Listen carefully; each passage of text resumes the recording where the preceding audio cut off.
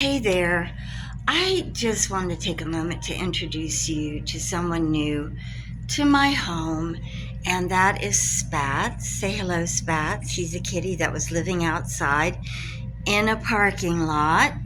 There he is.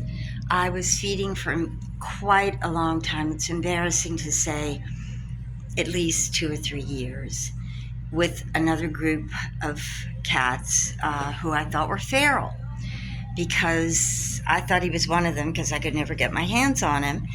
And after some of them disappeared, died, and the last two that we were able to get to the vet, but unfortunately did not survive. We had the last one, Gretchen, put down because she was so old and not well.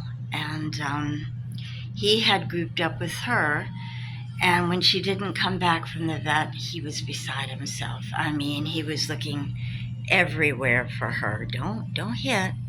Okay. And he's a good kitty. He bonded with me in the meantime, and I kept feeding him and trying to get him into a trap, which is not easy because he has already been trapped and neutered. He has an ear tip on his left ear. He's a little squiggly right now. I don't blame him. Because he's been introduced to my other cats, and that in itself is not an easy feat. They've actually written letters to Santa begging him to take Spats to the North Pole or somewhere there, like. But he's a great cat. He's usually purring. He's a little boy.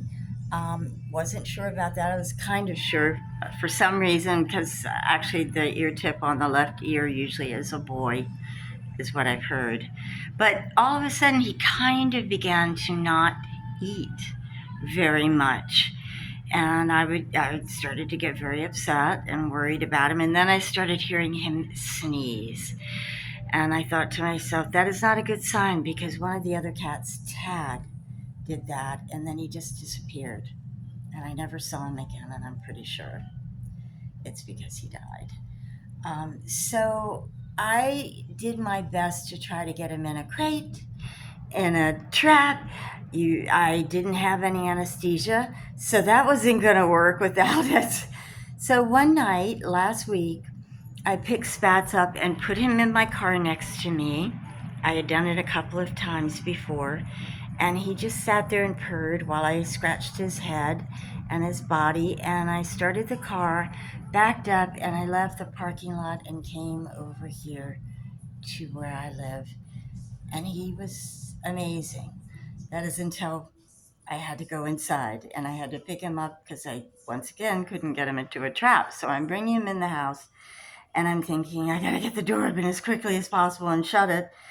And it was really difficult, very difficult. But I got him up to the house, through the doors, and into the house. And here he is, and he's fighting me a little bit. I don't blame him. He's already been through so much. My cat Dory, my other cat Joey. Joey's just begun to eat since yesterday, which is a miracle in itself. She was on a food strike. She was a hunger strike. And Dory was, just hissing constantly. And he's been defleed. I did manage to get him a flea treatment at Petco before I actually, as PetSmart, before I put him into the car, brought him home, put the flea treatment on him, and I proceeded to worry, and not get any sleep. I'm not going to say bringing a cat into your home, especially a stray cat, is not disruptive because it can be. But I'm almost going to say he's worth it, because he's been the sweetest cat. And the unusual thing is that they did a good examination on him, but he has no teeth. He has no teeth. It's a good thing. He can't bite me. The bad news is he has no teeth. And that can happen to a poor cat that isn't taken care of. And it just gets me really upset that people will abandon their cats when they leave. I mean, maybe he got lost, but I'm pretty sure he's probably abandoned. Like I said, I thought he was feral. And he's obviously not feral because you could never get a cat that's feral to be this sweet. Say hello. Say hi. Can you hear him purring? He's purring up a storm. But my beef with people doing that is that, the life of a feral cat or even a stray living on the street, even though you think they can fend for themselves, maybe for a very short time. But the elements, there are diseases out there, they get run over by cars, they get all kinds of bad bacterias and they go down. The life of a feral or a stray cat on the street is usually no more than 3 years, 3 years or less. So when I heard him sneezing, that was it for me, and I decided to bring him here.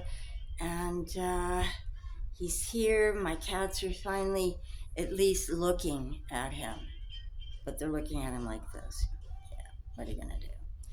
And he still needs his nails clipped, and he still needs a bath. Good luck with that. And the vet told me to use Dawn of all soap. Yes, the dishwashing soap, Dawn. Anyway, I wanted to wish you a very Merry Christmas, everyone. And if you ever have the chance of reaching out and helping an animal, even a cat, please, especially a cat, please do it any way that you can. Even trap, spay, and neuter is a wonderful thing. They may not think so, but it is because they don't bring any other cats out into the world to live on their own and to fend for themselves. Right, Spatz? No, and we named him Spout. Girl named him Spats. I kept the name. I thought it was so cute because he has little white boots, and he's adorable. And like I said, reach out if you can trap them, if you can get them to the vet, or even call the ASPCA and get them to come trap, spay, and neuter.